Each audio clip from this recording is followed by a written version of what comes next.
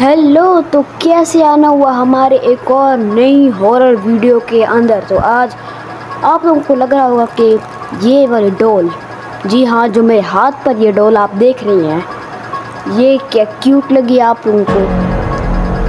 क्या सच में भाई ऐसी डॉल किसे क्यूट लगती है? इसकी स्माइल देखो भाई। अगर ये तुम्हें लबूबू मतलब कि अच्छा लगता है भाई, इस वीडियो को देखने के बाद तुम्हें कभी अच्छा लगना नहीं वाला, मैं बता रहा हूँ। सो बिना किसी देरी के आज की वीडियो हम स्टार्ट करते हैं। ओके खूनी मंडे। विल्सन 13 साल का एक शांत सा लड़का था। उनके पास की कॉलोनी में एक बड़ा सा घर बिका था, तो उस घर की चीजों की एक सेकेंड हैंड सेल लगी थी। वो अपनी माँ के साथ उस सेल में गया और वहां उसकी नजर एक खिलौने पर गई, एक सुंदर सी लबूबू डॉल पर। उसकी नीली आंखें शीशे जैसी चमकदार थीं और चेहरे पर एक बड़ी सी मुस्कुराहट थी। उसके दोनों कान एक प्यारे से खरगोश जैसे थे और उसका फर एक बहुत ही सुंदर गोल्डन कलर का था।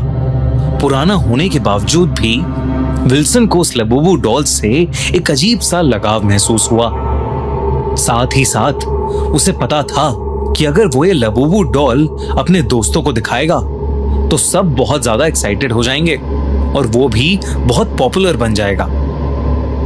काफी जिद करने के बाद उसकी माँ एला ने उसके लिए वो डॉल खरीद ली। घर लौटने पर विल्सन ने उस लबूबू डॉल को अपने कमरे की शेल्फ पर रख दिया और अपना होमवर्क करने लगा। लेकिन जब भी उसकी नजर उस लबूबू डॉल पर पड़ रही थी, उसे लग रहा था कि वो मुस्कुराते हुए उसे अपने पास बुला रही है। मुस्कुरा तो रहा है, लेकिन पास विल्सन अपना होमवर्क तो छोड़कर उठा और लबूबू के साथ खेलने लगा। इतने में ही उसकी माँ ने उसे नीचे बुलाया। जैसे ही विल्सन ने उस लबूबू डॉल को वापस शेल्फ पर रखा और वो वहां से हटा, एक भारी मेटल की ट्रॉफी सबसे ऊपर वाले शेल्फ से ठीक वहीं गिरी जहां विल्सन था। और अगर वो वहां से नहीं हटा होता तो वो सीधे उसके सर पर गिरती, जिसकी वजह से उसका सर भी फट सकता था।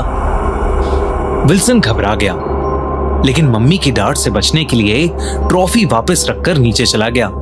अगले कुछ दिनों में अजीब से हादसे होने लगे, जैसे लबूबू डॉल में एक काला जादू है। यार मेरे को तो इस बात की समझ नहीं आ रही, वो लबूबू डॉल है, वो मतलब कुछ भी कर सकती है, उस अंदर आत्मा भी हो सकती है कोई। मैं बोल रहा हूँ यार, क्योंकि भाई वो एक डॉल हॉन्टेड डॉल है, खतरनाक डॉल है।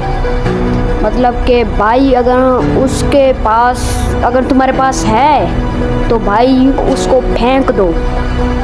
मैं कह रहा हूँ उसको फेंक दो भाई, लड़कियां पागल हो रही हैं उसको लेने के लिए। बहुत स्कैरी से भी स्कैरी वो है, मैं मजाक नहीं कर रहा।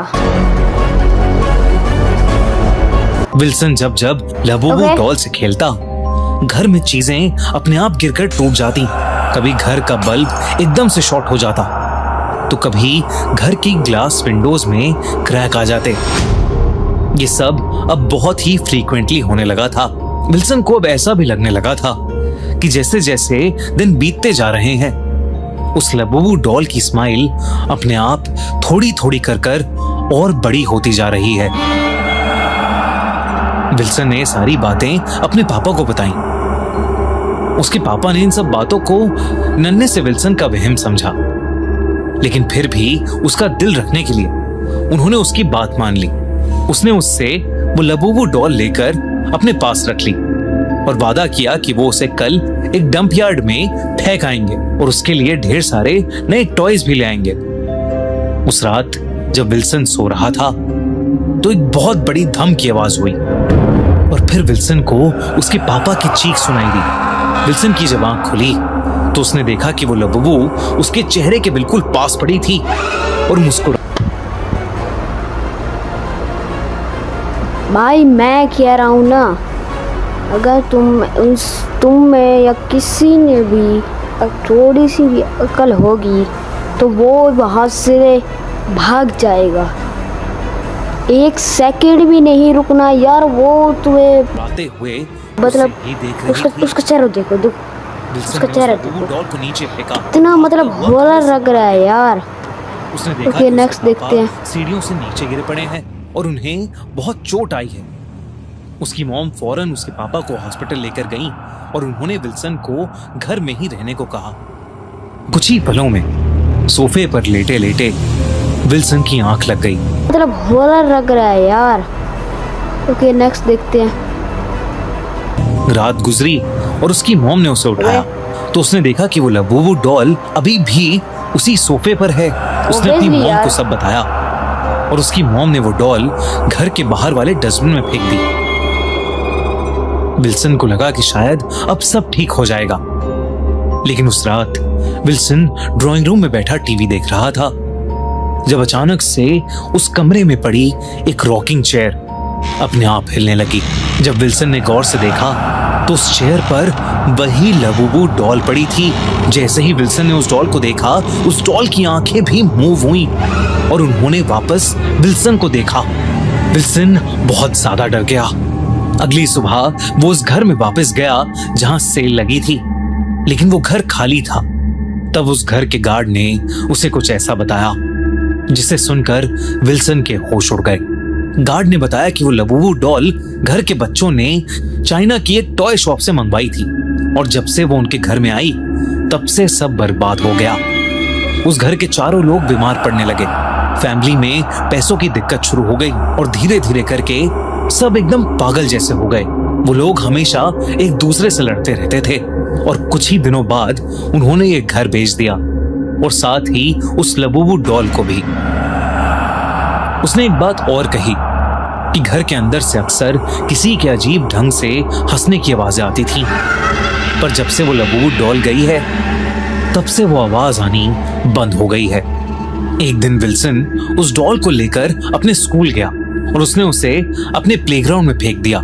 ये देखकर उसका बेस्ट फ्रेंड क्रिस उसकी लबूबू डॉल वापस उसके लिए उठाकर लाया। विल्सन ने उसे अपने से दूर रहने को कहा और चेतावनी दी कि उसे वो लबूबू डॉल फेंक देनी चाहिए। क्रिस इस बात पर दोनों विल्सन और लबूबू डॉल का मजाक उड़ाने लगा। तभी अचानक एक बेसबॉल बहुत तेजी से आई और क्रिस के सर पर आकर लगी, जिसकी वजह से वो नीचे गिर पड़ा। प्लेग्राउंड पर एक बहुत ही नुकीली एक बड़ी सी कील पड़ी थी जो सीधा क्रिस के सर में घुस गई और उसकी ऑन द स्पॉट डेथ हो गई।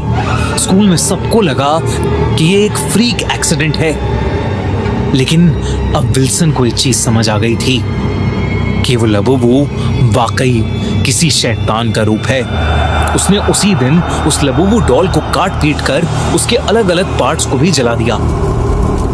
लेकिन फिर उस रात वो लबूबू डॉल उसे अपने कमरे में ही मिली और इस बार उसके अंदर से एक बेहद अजीब सी डरावनी सी हंसने की आवाज आ रही थी, जैसे वो विल्सन का मजाक उड़ा रही हो।